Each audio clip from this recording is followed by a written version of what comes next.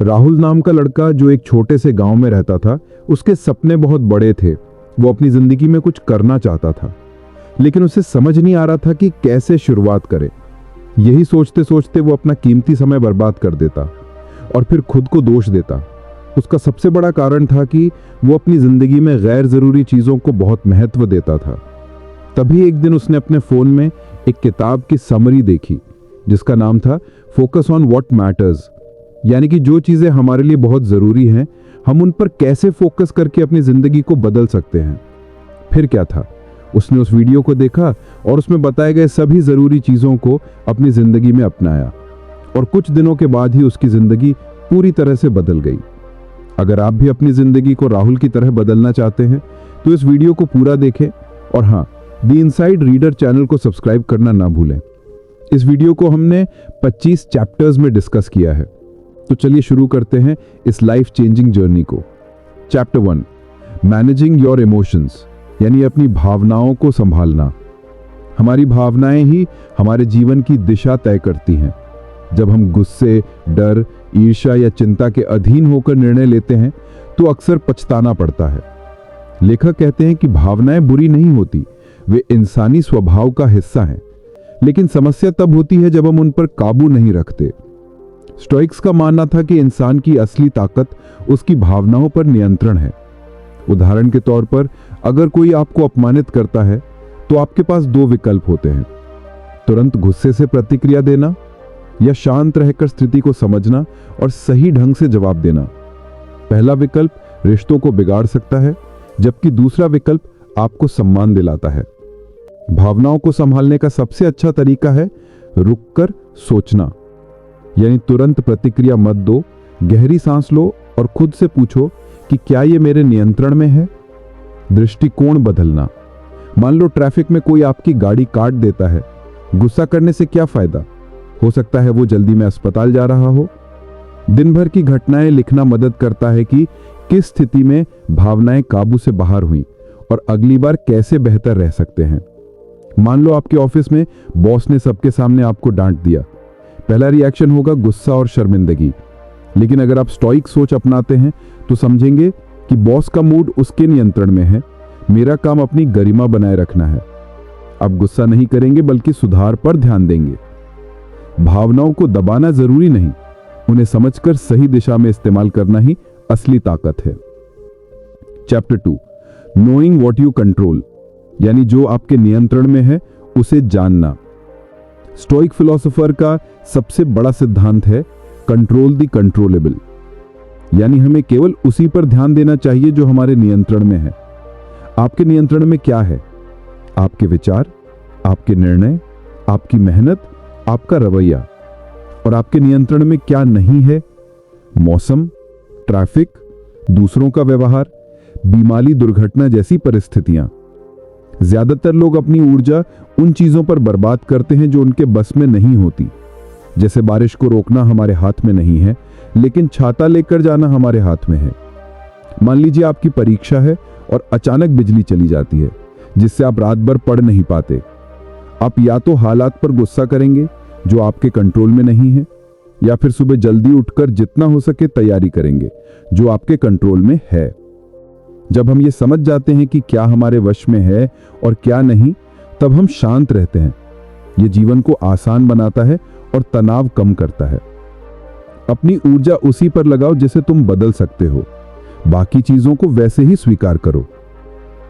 Chapter 3, protecting your mood, यानी अपने mood की रक्षा करना। मूड ही हमारी दिनचर्या और फैसलों को प्रभावित करता है। अगर मूड अच्छा है तो हम बेहतर सोचते और काम करते हैं, लेकिन मूड खराब हो तो छोटी सी बात भी बड़ी लगती है। हमें अपनी मानसिक स्थिति की रक्षा करनी चाहिए जैसे हम अपने स्वास्थ्य की करते हैं। मूड खराब करने वाली चीजें, लगातार सोशल मीडिया स्क्रॉल करना, नकारात्मक लोगों की संगत, बेवजह की तुलना यानी कंपैरिजन, ज्यादा तनाव। मूड सुधारने के तरीके: सुबह की अच्छी शुरुआत, मेडिटेशन, वॉक या कुछ प्रेरणादायक पढ़ना। नकारात्मकता से दूरी, यानी सोशल मीडिया पर कम समय बिताना और पॉजिटिव लोगों के साथ रहना। कृतज्ञता, यानी हर दिन 2-3 चीजें लिखें जिनके लिए आप आभारी हैं। मान लीजिए किसी ने आपके काम पर आलोचना की। अगर आप इसे अपने मूड पर हावी होने देंगे तो पूरा दिन खराब हो जाएगा, लेकिन अगर आप इसे सुधार का मौका मानेंगे तो आपका मूड और प्रदर्शन दोनों बेहतर होंगे। मूड एक संपत्ति है, इसे बचाओ वरना पूरा दिन बर्बाद हो जाएगा। Chapter 4 on fear and courage, यानी डर और साहस के बारे में। डर इंसान की स्वाभाविक भावना है। हर कोई डरता है, असफलता से, भविष्य से, दूसरों की राय से। लेकिन फर्क इस बात से पड़ता है कि हम डर का सामना कैसे करते हैं। स्टोइक्स मानते थे कि साहस का मतलब डर का ना होना नहीं, बल्कि डर के बावजूद सही काम करना है। डर हमें रोकता क्यों है? हम सबसे बुरा सोचते हैं, हमें अपनी क्षमता पर भरोसा नहीं होता, हम दूसरों की राय को ज्यादा महत्व देते हैं। डर से निपटने के तरीके, जो चीज आपको डराती है उसके बारे में लिखें। अक्सर पता चलता है कि वो उतनी बड़ी नहीं जितनी हमने सोची थी। छोटे कदम, बड़े डर को छोटे छोटे कार्यों में बांटें। जैसे पब्लिक स्पीकिंग का डर है तो पहले दोस्तों के सामने बोलें। सबसे बुरा मान लेना, सोचें कि अगर ये हो भी गया तो क्या होगा। ज्यादातर बार नतीजा उतना बुरा नहीं होता। मान लीजिए आपको नई नौकरी के लिए इंटरव्यू देना है और आप डर रहे हैं कि असफल हो जाएंगे। स्टोइक दृष्टिकोण यह कहेगा कि डर स्वाभाविक है, लेकिन मेरा काम है तैयारी करना। चयन होना मेरे हाथ में नहीं, मेहनत करना मेरे हाथ में है। डर को खत्म मत करो, उसे अपनाओ और उसके बावजूद आगे बढ़ो। यही साहस है। Chapter 5 the power of perspective, यानी दृष्टिकोण की ताकत। हमारा जीवन परिस्थितियों से ज्यादा हमारे दृष्टिकोण से प्रभावित होता है। वही घटना अलग अलग लोगों के लिए अलग मायने रख सकती है। मान लीजिए 2 लोग एक ही परीक्षा में असफल हो जाते हैं। पहला सोचता है मैं बेकार हूं, मेरी जिंदगी खत्म हो गई। दूसरा सोचता है मुझे पता चल गया कि कहां कमी है, अगली बार और अच्छा करूंगा। यहां पर फर्क परिस्थिति का नहीं, दृष्टिकोण का है। स्टोइक्स मानते थे कि हमारे पास हमेशा चीजों को देखने का विकल्प होता है। कैसे दृष्टिकोण बदलें? घटना को नई रोशनी में देखें, नकारात्मक चीज को सीख में बदलें, लॉन्ग टर्म सोचें। जो अभी समस्या लग रही है, हो सकता है भविष्य में वही आपको मजबूत बना दे। दूसरे की नजर से देखें। किसी स्थिति को दूसरों की नजर से समझना गुस्सा और तनाव कम करता है। थॉमस एडिसन की प्रयोगशाला में आग लग गई थी, लोग टूट गए, लेकिन एडिसन ने कहा अब हमारी गलतियां जल गई हैं, हम नई शुरुआत कर सकते हैं। यही है दृष्टिकोण की ताकत। घटनाएं हमें चोट नहीं पहुंचाती, बल्कि हम उन्हें कैसे देखते हैं वही हमारे जीवन की दिशा तय करती है।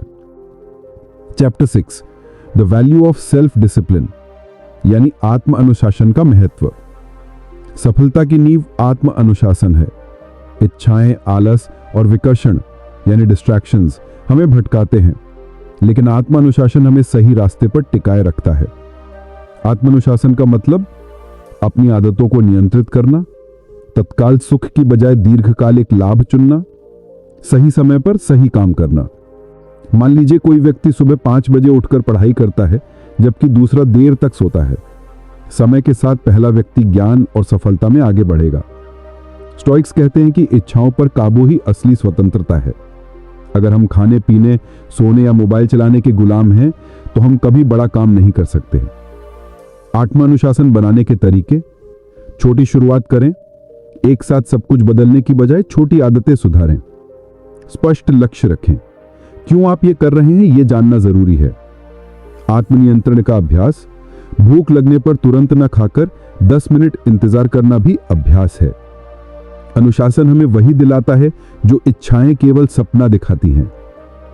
Chapter 7 the shortness of life, ये जीवन बहुत छोटा है। हम अक्सर मान लेते हैं कि हमारे पास बहुत समय है, लेकिन सच्चाई यह है कि कल का भरोसा किसी को नहीं। हम टालते रहते हैं, छोटी छोटी बातों पर समय बर्बाद करते हैं, मान लेते हैं कि अभी तो बहुत समय है। स्टोइक्स कहते हैं कि हर दिन को आखिरी दिन की तरह जियो। अगर आपको पता चले कि आपके पास सिर्फ 1 हफ्ता है, तो आप वही करेंगे जो सच में जरूरी है। परिवार के साथ रहना, प्यार जताना, सपनों पर काम करना। लेकिन जब तक हमें यह एहसास नहीं होता, हम जिंदगी को हल्के में लेते रहते हैं। जीवन को अर्थपूर्ण कैसे जिएं? समय का सम्मान करें, फालतू टीवी, सोशल मीडिया, गॉसिप पर वक्त मत बर्बाद करें। महत्वपूर्ण रिश्तों को समय दें। जो जरूरी है वही करें, यानी एसेंशियलिज्म अपनाएं। समय हमारी सबसे कीमती संपत्ति है, इसे बर्बाद मत करो क्योंकि यह कभी लौटकर नहीं आता। चैप्टर 8 ऑन एंगर, यानी गुस्से पर नियंत्रण। गुस्सा आग की तरह है, अगर उसे नियंत्रित न किया जाए तो सब कुछ जला देता है। गुस्से के नुकसान: रिश्ते बिगाड़ता है, गलत फैसले करवाता है, स्वास्थ्य पर असर डालता है। स्टोइक्स कहते हैं कि गुस्सा कमजोरी है, ताकत नहीं। कैसे गुस्सा काबू करें? रोकें और सोचें, तुरंत प्रतिक्रिया मत दें। नजरिया बदलें, जिसने आपको गुस्सा दिलाया शायद उसके हालात खराब हों। गहरी सांस लें और समय लें, धीरे धीरे शांत हो जाएं। सनिका ने कहा था कि गुस्सा अक्सर खुद हमें ज्यादा चोट पहुंचाता है, दूसरों को नहीं। मान लीजिए किसी ने आपकी गाड़ी को हल्का खरोंच दिया। अगर आप चिल्लाने लगेंगे तो दिन भर खराब हो जाएगा, लेकिन अगर शांत रहेंगे तो आपकी ऊर्जा बचेगी। गुस्से को छोड़ो, धैर्य अपनाओ, यही सच्ची ताकत है। Chapter 9 the gift of adversity, यानी कठिनाइयों का उपहार। कठिनाइयां जीवन की सच्चाई हैं, कोई भी इंसान उनसे बच नहीं सकता, लेकिन कठिनाइयां हमें तोड़ती नहीं बल्कि मजबूत बनाती हैं। स्टोइक्स का नजरिया: कठिनाइयां हमारी परीक्षा लेती हैं, ये हमें धैर्य, साहस और बुद्धिमत्ता सिखाती हैं। Chapter 11 the importance of focus, ध्यान का महत्व। आज की दुनिया में सबसे बड़ी समस्या है विकर्षण, यानी distractions. Phone, social media, notification, बेकार की बातें, ये सब हमारी एकाग्रता को खत्म कर देती हैं। लेकिन सच्चाई ये है कि महान उपलब्धियां उन्हीं ने हासिल की जिन्होंने अपना ध्यान सबसे महत्वपूर्ण चीज पर टिकाए रखा। ध्यान क्यों जरूरी है? ये हमें अधिक उत्पादक बनाता है, लक्ष्य को जल्दी हासिल करने में मदद करता है, मानसिक शांति और संतोष देता है। महान वैज्ञानिक न्यूटन घंटों घंटों तक अकेले बैठकर विचार करते थे। अगर उनका ध्यान हर छोटी चीज पर भटकता तो शायद गुरुत्वाकर्षण का सिद्धांत सामने नहीं आता। ध्यान कैसे बढ़ाएं? प्रायोरिटीज तय करें। हर दिन 3 सबसे जरूरी काम लिखें और पहले वही करें। डिस्ट्रैक्शन फ्री एनवायरनमेंट, काम करते समय फोन दूर रखें। पोमोडोरो टेक्निक अपनाएं, 25 मिनट काम और 5 मिनट ब्रेक। सफलता उन लोगों को मिलती है जो हर दिन वही करते हैं जो सबसे ज्यादा मायने रखता है। Chapter 12 the role of wisdom, बुद्धिमत्ता की भूमिका। ज्ञान यानी नॉलेज और बुद्धिमत्ता यानी विजडम अलग है। ज्ञान मतलब जानकारी और बुद्धिमत्ता मतलब उस जानकारी का सही उपयोग। एक डॉक्टर के पास दवा का ज्ञान है, लेकिन वो बुद्धिमत्ता से तय करता है कि किस मरीज को कौन सी दवा देनी है। स्टोइक्स कहते थे कि बुद्धिमत्ता ही सबसे बड़ी संपत्ति है। ये हमें सही गलत में फर्क करना सिखाती है और बेहतर निर्णय लेने में मदद करती है। बुद्धिमत्ता कैसे बढ़ाएं? अच्छी किताबें पढ़ें, अनुभव से सीखें, बड़ों और विद्वानों से सलाह लें। महात्मा गांधी के पास बहुत साधन नहीं थे, लेकिन उनकी बुद्धिमत्ता ने उन्हें पूरी दुनिया के लिए आदर्श बना दिया। ज्ञान आपको सक्षम बनाता है, लेकिन बुद्धिमत्ता आपको महान बनाती है। चैप्टर 13 लिविंग विथ वर्च्यू, सद्गुणों के साथ जीना। स्टोइक्स के अनुसार जीवन का उद्देश्य है वर्च्यू के अनुसार जीना। 4 मुख्य सद्गुण हैं: बुद्धिमत्ता, साहस, न्याय और संयम। सही निर्णय लेना बुद्धिमत्ता, डर के बावजूद सही काम करना साहस, सबके साथ न्यायपूर्ण व्यवहार करना जस्टिस, इच्छाओं पर नियंत्रण रखना टेम्परेंस।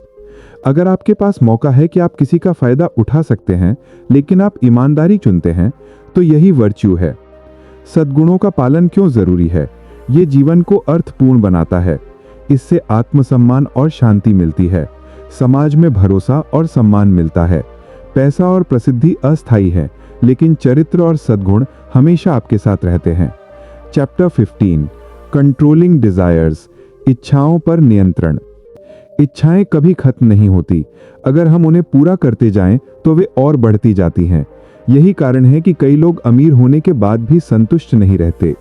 स्टोइक्स कहते हैं, जो आपके पास है उसमें संतोष पाओ। जरूरत और लालच में फर्क समझो। अनावश्यक इच्छाओं को ना कहना सीखो। मान लीजिए आपको एक साधारण मोबाइल चाहिए, लेकिन आप दिखावे के लिए सबसे महंगा फोन खरीद लेते हैं। ये असली जरूरत नहीं बल्कि इच्छा है। इच्छाओं को नियंत्रित करने के तरीके। मिनिमलिज्म अपनाएं, कम चीजों में भी खुशी ढूंढें। ग्रैटिट्यूड प्रैक्टिस करें, जो है उसकी कद्र करें। डीले टेक्निक, कोई इच्छा आए तो तुरंत पूरी ना करें, थोड़ा इंतजार करें। सच्चा अमीर वो है जिसे कम में संतोष मिलता है। चैप्टर 15, फेसिंग मॉर्टैलिटी, मृत्यु का सामना करना। मृत्यु जीवन की सबसे बड़ी सच्चाई है, लेकिन हम अक्सर इससे डरते हैं। स्टोइक्स कहते हैं कि मौत से डरने के बजाय हमें इसे स्वीकार करना चाहिए। मृत्यु की याद क्यों जरूरी है? ये हमें समय की कीमत समझाती है, हमें फालतू चीजों से दूर रखती है, हमें मीनिंगफुल जीवन जीने पर मजबूर करती है। रोमन फिलोसोफर मार्कस ऑरेलियस रोज खुद को याद दिलाते थे कि तुम नश्वर हो। इससे वे हर दिन पूरी लगन से जीते थे। मृत्यु का सामना कैसे करें? हर दिन को आखिरी दिन मानकर जियो। पछतावे से बचो, वही करो जो सच में मायने रखता है। रिश्तों को प्राथमिकता दो। मृत्यु अंत नहीं बल्कि याद दिलाने वाली घंटी है कि हमें आज का दिन पूरी तरह जीना है। चैप्टर 16, बिल्डिंग इनर स्ट्रेंथ, भीतरी ताकत का निर्माण। सच्ची ताकत मांसपेशियों में नहीं बल्कि हमारे मन और चरित्र में होती है। अगर मन मजबूत है तो इंसान हर मुश्किल को झेल सकता है। भीतरी ताकत क्यों जरूरी है? ये हमें कठिनाइयों में स्थिर रखती है, आत्मविश्वास और धैर्य बढ़ाती है, हमें परिस्थितियों का गुलाम बनने से बचाती है। स्टोइक दृष्टिकोण, वे कहते थे कि परिस्थितियां बदलेंगी, लेकिन हमें अंदर से इतना मजबूत होना चाहिए कि कोई भी स्थिति हमें तोड़ ना सके। कैसे भीतरी ताकत बनाएं? सेल्फ रिफ्लेक्शन, रोज खुद से पूछें कि मैंने आज क्या अच्छा किया, कहां गलत हुआ। चुनौतियों को स्वीकार करें, कठिन काम करने से ही आत्मबल बढ़ता है। धैर्य का अभ्यास करें, तुरंत परिणाम के बजाय लंबे समय के लाभ पर ध्यान दें। किसी खिलाड़ी को देखिए, मैदान में जितनी प्रैक्टिस और अनुशासन है, असली ताकत उससे भी ज्यादा मानसिक मजबूती से आती है। असली ताकत बाहर नहीं, भीतर होती है। जो अपने मन को जीत लेता है वही सबसे शक्तिशाली है। Chapter 17, letting go of control, नियंत्रण छोड़ना सीखना। हम सब चाहते हैं कि जीवन हमारी इच्छा अनुसार चले, लेकिन सच्चाई यह है कि बहुत सी चीजें हमारे बस में नहीं होती। जब हम हर चीज को नियंत्रित करने की कोशिश करते हैं तो तनाव और निराशा बढ़ती है। क्या छोड़ना चाहिए? दूसरों की राय, भविष्य की चिंता, अतीत की गलतियां। क्या संभालना चाहिए? अपने विचार, अपना व्यवहार, अपनी मेहनत। मान लीजिए आप नौकरी के लिए इंटरव्यू देने गए। चयन होगा या नहीं ये आपके बस में नहीं, लेकिन तैयारी करना, सही ढंग से पेश आना, यह आपके नियंत्रण में है। कैसे छोड़े नियंत्रण?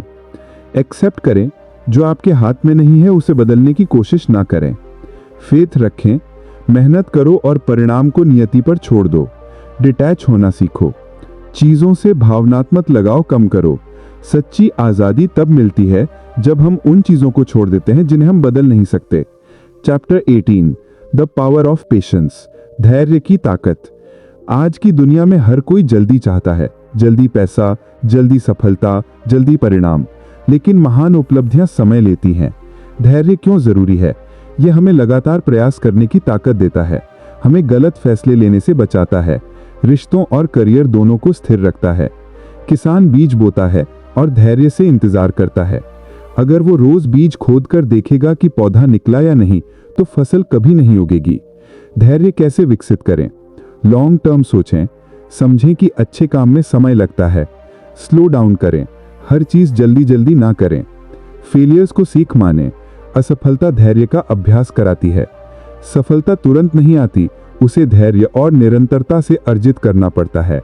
चैप्टर 19, सिंप्लिसिटी इन लाइफ, जीवन में सादगी। सादगी का मतलब है अनावश्यक बोझ हटाकर वही रखना जो जरूरी है। हमारी जिंदगी जटिल इसलिए हो जाती है क्योंकि हम बहुत सारी इच्छाएं और चीजें इकट्ठा कर लेते हैं। सादगी क्यों जरूरी है? तनाव कम होता है, समय और ऊर्जा बचती है, खुशी और संतोष बढ़ता है। सोचिए, अगर आपका कमरा भरा हुआ है तो आपको जरूरी चीज ढूंढने में परेशानी होगी, लेकिन अगर कम सामान है तो जीवन आसान लगेगा। सादगी कैसे अपनाएं? मिनिमलिज्म, जरूरत से ज्यादा चीजें इकट्ठा ना करें। रूटीन आसान रखें, दिनचर्या को ज्यादा जटिल ना बनाएं। कम बोलें, ज्यादा करें। सच्ची खुशी साधारण जीवन में है, ना कि अनावश्यक भौतिक वस्तुओं में। चैप्टर 20, एक्सेप्टिंग इम्परफेक्शन, अपूर्णता को स्वीकार करना। कोई भी इंसान परफेक्ट नहीं होता, हम सब में कमियां हैं, लेकिन अक्सर हम खुद और दूसरों से परफेक्शन की उम्मीद करते हैं, जिससे निराशा होती है। इम्परफेक्शन क्यों स्वीकार करनी चाहिए? इससे आत्मदबाव कम होता है, दूसरों को भी स्वीकार करना आसान होता है, हम गलतियों से सीख पाते हैं। मान लीजिए आप कोई प्रोजेक्ट बनाते हैं और उसमें कुछ छोटी गलतियां रह जाती हैं। अगर आप सिर्फ उन पर ध्यान देंगे तो मेहनत का आनंद खो देंगे, लेकिन अगर आप इसे सीख मानकर अगली बार सुधार करते हैं तो यही विकास है। कैसे अपनाएं इम्परफेक्शन? सेल्फ कंपैशन, खुद पर दया रखें, दूसरों को माफ करें। कोई भी पूरी तरह सही नहीं है, प्रोसेस पर ध्यान दें, परफेक्शन पर नहीं। अपूर्णता ही इंसानियत की खूबसूरती है, इसे स्वीकार करना सीखो। चैप्टर 21 ऑन लेटिंग गो, छोड़ना सीखना। जीवन में बहुत सी चीजें ऐसी होती हैं जिन्हें हम पकड़ना चाहते हैं, पुरानी यादें, संबंध, अपेक्षाएं, स्वाभाविक नियंत्रण की लालसा। लेकिन वास्तविक आजादी तब आती है जब हम सीखते हैं कि क्या छोड़ना है। लेखक कहता है कि छोड़ना कमजोरियों की निशानी नहीं, बल्कि बुद्धिमत्ता की निशानी है। बहुत से लोग रिश्तों, पूर्व अनुभवों या आदतों से ऐसे जुड़े होते हैं कि उनका मुड़ना मुश्किल हो जाता है। लेकिन स्टोइसिज्म हमें यह सिखाती है, जो कंट्रोल में नहीं है उसे छोड़ दो। मान लीजिए किसी नौकरी में आप बहुत समय तक काम करते थे, लेकिन अचानक वो काम आपके बस से बाहर हो गया। अगर आप हार मान लें और हमेशा उसी नौकरी को पकड़े रहने की कोशिश करेंगे तो तनाव बढ़ेगा। लेकिन अगर छोड़ना सीखें, यानी स्वीकार करें कि अब यह राह बंद है, तो नई राह चुनें, तो जीवन आगे बढ़ेगा। छोड़ने की प्रक्रिया आसान नहीं होती। शुरुआत में दर्द, अटकाव, खुद को दोष देना, ये सब हो सकता है। लेकिन समय के साथ आप देखेंगे कि छोड़ने से नए अवसर खुलते हैं। कैसे छोड़ना सीखें? पहचानो कि क्या चीज आपके लिए बोझ बन रही है। छोटे कदम लें, एक एक चीज को धीरे धीरे छोड़ें। खुद से कहें कि मैं इसे छोड़ रहा हूं क्योंकि ये मेरी शांति छीन रहा है। नए उद्देश्य पर ध्यान दें। छोड़ने के बाद खाली जगह को सकारात्मक चीजों से भरो। तो जब तक तुम छोड़ नहीं पाओगे, आगे नहीं बढ़ पाओगे। छोड़ना भी एक कला है। चैप्टर 22 ऑन फेसिंग अनसर्टेनिटी, अनिश्चितता का सामना करना। जीवन की एक बड़ी सच्चाई है कि अगला पल अनिश्चित है। हमें नहीं पता कि कल क्या होगा, लेकिन फिर भी हम अपनी शक्ति उस भविष्य पर लगाने की कोशिश करते हैं जिसे हम नहीं जान सकते। मान लीजिए आप एक व्यवसाय शुरू करते हैं, मार्केट बदल सकती है, प्रतियोगी आ सकते हैं, बिक्री गिर सकती है। लेकिन यदि आप सिर्फ अनिश्चितता से डरकर शुरुआत न करें, बल्कि योजनाएं बनाकर, लचीलापन रखकर, जोखिम स्वीकार करके आगे बढ़ें, तो जीवन में विकास होगा। अनिश्चितता से निपटना आसान नहीं है। अक्सर हमारा मन अतीत के अनुभव और भविष्य की आशंकाओं में उलझ जाता है। लेकिन स्टोइक्स कहते हैं कि कंट्रोलेबल पार्ट, आपकी मेहनत, आपका दृष्टिकोण, उन पर ध्यान दें। कैसे सामना करें? Positive visualisation. सोचें कि अगर स्थितियां खराब हों तो आप कैसे संभालेंगे। प्लान बी तैयार रखें। विभिन्न परिस्थितियों के लिए तैयारी करें। माइंडफुलनेस अभ्यास करें। वर्तमान में बने रहना सीखें। भविष्य की चिंता कम करें।